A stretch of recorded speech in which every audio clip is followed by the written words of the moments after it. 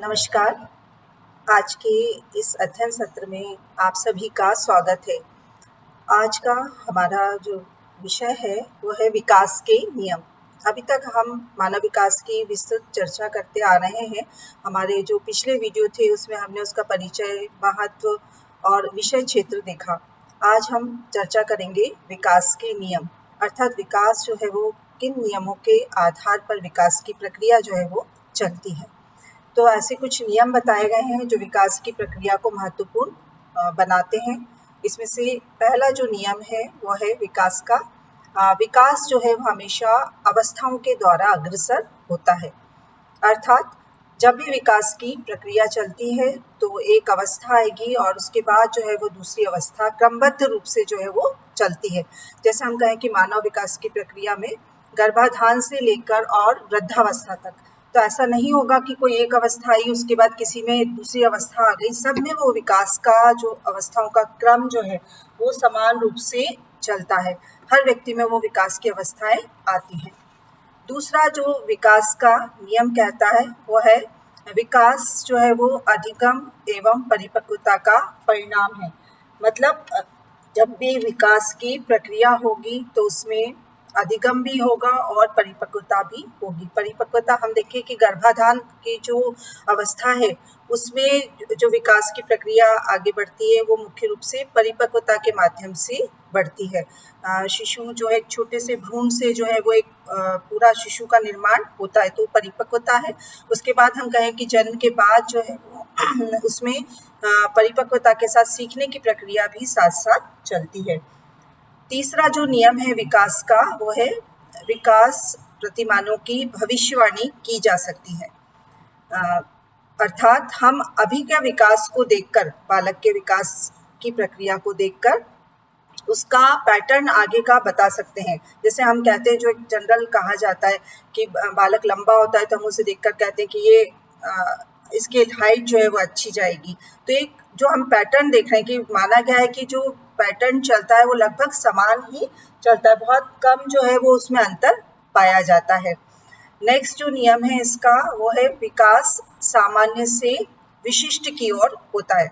अर्थात जब भी विकास की प्रक्रिया चलेगी तो पहले बालक जो है वो सामान्य क्रियाओं को सीखेगा, उसके बाद जो है वो विशिष्टता की ओर बढ़ेगा।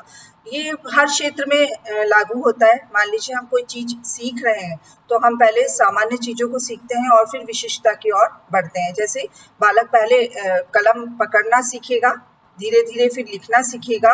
हम कहें कि उसे ड्राइंग या कुछ बनाना सीखना है तो उसके बाद वो सीखेगा। मतलब पहले सामान्य बातों को सीखा उसने और फिर वो विशिष्टता की ओर आगे बढ़ा।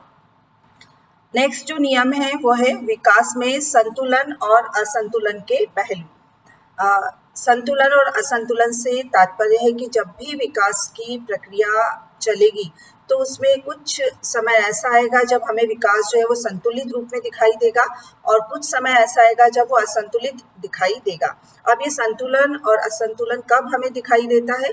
जैसे हम कहें कि जब एक अवस्था चल रही है, जैसे बालक शिशुअवस्था तक है 2 वर्ष तक, तब तक वो संतुलित दिखाई दे रहा है। लेकिन जैसे ही दूसरी अवस्था में वो प्रवेश करेगा, जैसे बाल्यावस्था में आया, तो वो 2 अवस्थाओं के बीच का जो समय है या जो काल है वो असंतुलन का कहलाता है। ऐसे ही जैसे हम बात करें कि जब वो बाल्यावस्था से किशोरावस्था में जा रहा है तो बाल्यावस्था चल रही है एक समान रूप से। जैसे ही वो प्यूबर्टी स्टेज में प्रवेश करेगा, तरुणावस्था में जैसे ही वो जाएगा, तो वहाँ हमें उसके व्यवहार में, उसकी शारीरिक बनावट में, सब में जो है वो एक तरह से असंतुलन दिखाई देगा। फिर वो जो ट्रांजिशन, रूपांतरण का जो पीरियड है वो जब समाप्त हो जाता है, जो अगली अवस्था शुरू हो जाती है, तो हमें जो है वो वापस से संतुलित रूप में विकास जो है वो दिखाई देने लगता है। अगला जो इसका नियम है वो है विकास एक निरंतर प्रक्रिया है। अर्थात विकास जो है वो अनवरत रूप से चलता रहता है। जैसे गर्भाधान की प्रक्रिया शुरू हुई वहां से लेकर जीवन पर्यंत जो है वो विकास चलता रहता है। विकास जो है वो रचनात्मक है, गुणात्मक है, और लेकिन प्रक्रिया जो है वो अनवरत जारी रहती है। अगला जो नियम है वो है विकास की भिन्न भिन्न गतियां। इसका तात्पर्य है कि विकास समान रूप से नहीं चलता। कभी हमें विकास जो है वो तीव्र गति से चलता हुआ दिखाई देगा, कभी जो है उसकी गति जो है वो सामान्य हो जाती है। तो हमेशा जो है वो विकास निरंतर चलता रहता है, लेकिन उसकी जो गति होती है विकास की, वो उसमें अंतर हमें समय समय पर दिखाई देता है।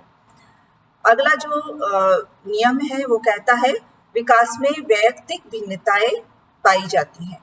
वैयक्तिक भिन्नताएं, एक व्यक्ति दूसरे व्यक्ति से भिन्न है, वो जो भिन्नता है उसके विकास की प्रक्रिया में दिखाई देती है।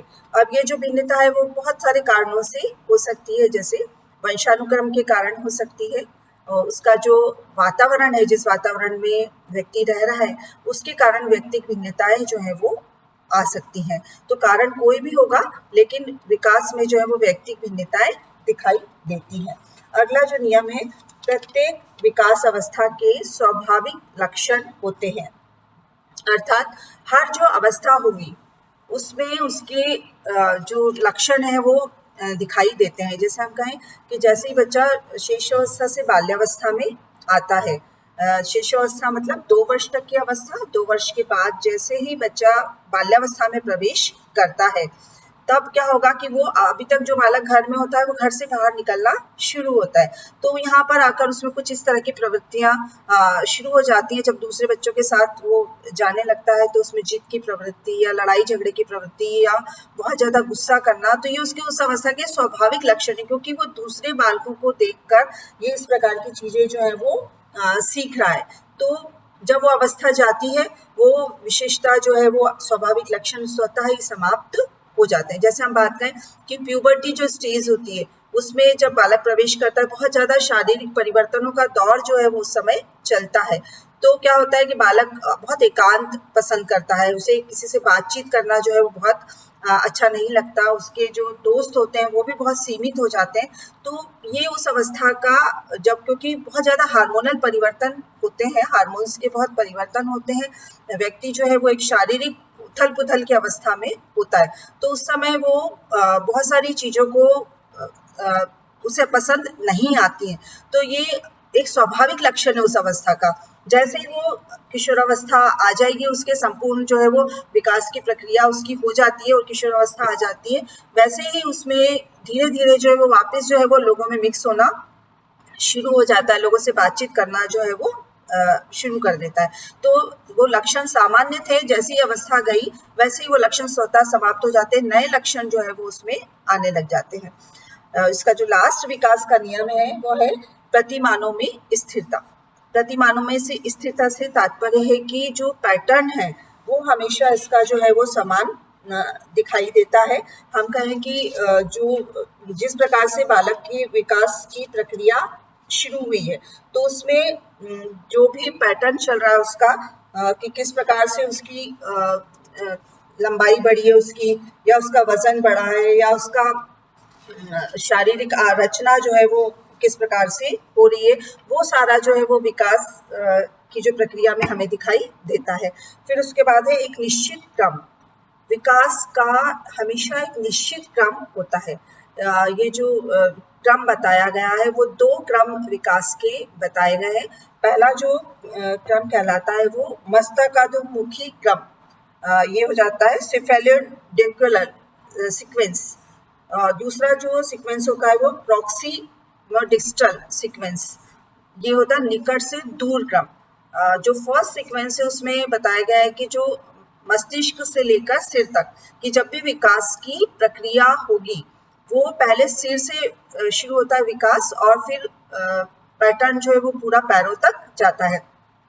हम देखते हैं कि जब शिशु जन्म लेता है तो सबसे पहले उसका सिर जो है वो बड़ा हमें दिखाई देता है, और जो मूवमेंट भी शुरू होता है वो आप देखें कि सिर के क्षेत्र में मूवमेंट, फिर धड़, पेट, हाथ और फिर पैर, सबसे लास्ट में जो है वो पैरों में विकास की प्रक्रिया होती है। इसी कारण हम देखते हैं कि बालक पहले लेटा हुआ बालक करवट लेना शुरू करता है, फिर बैठना शुरू करता है, फिर खड़ा होना, और फिर सबसे लास्ट में चलना। तो ये हुआ कि मस्तिष्क से पहला जो विकास क्रम की हमेशा विकास जो है वो मस्तिष्क से पैरों की ओर आगे बढ़ता है। दूसरा जो क्रम कहता है वो है कि निकट से दूर क्रम। निकट से दूर से तात्पर्य है कि इस क्रम के अनुसार विकास सुषुम्ना नाड़ी के पास के क्षेत्रों में पहले और उसके दूर के क्षेत्रों में अपेक्षाकृत देर से होता है। उदाहरण के लिए हाथों का विकास पहले और हाथों की जो उंगलियां हैं उनका विकास बाद में होता है। जैसे हम कहें कि जो बालक को हम कोई भी चीज देते हैं तो शुरू में वो उसको नहीं पकड़ पाता है, क्योंकि उसको सिर्फ वो हाथों को उठाना सीखा है, लेकिन किसी भी चीज को पकड़ना या ग्रिप करना उसमें नहीं आया है। इसलिए हम कहें कि वो पकड़ना सीख जाता है, लेकिन यदि हम उसे कलम पकड़ना सिखाते हैं तो वो उसमें देर से होता है। तो ये एक सीक्वेंस है कि हमेशा जो है वो सिर से पैरों की ओर विकास जाएगा, और दूसरा जो सीक्वेंस है कि निकट से दूर की ओर की जो हमारा सुषुम्ना नाड़ी है वहाँ उसके पास जो केंद्र स्थित है वो उनमें विकास पहले होगा, और जैसे जैसे उससे जो दूर के क्रम है विकास शारीरिक संरचना में उनमें विकास जो है वो बाद में होता है। इस प्रकार हम देखते हैं कि ये जो है वो विकास के नियम हैं। पूरी विकास की प्रक्रिया जो है वो इन नियमों के आधार पर ही चलती है, और ये संपूर्ण मानव विकास में ये नियम जो है वो हम इनको देखते हैं, और संपूर्ण विकास की प्रक्रिया इन्हीं नियमों के आधार पर संचालित होती है। धन्यवाद।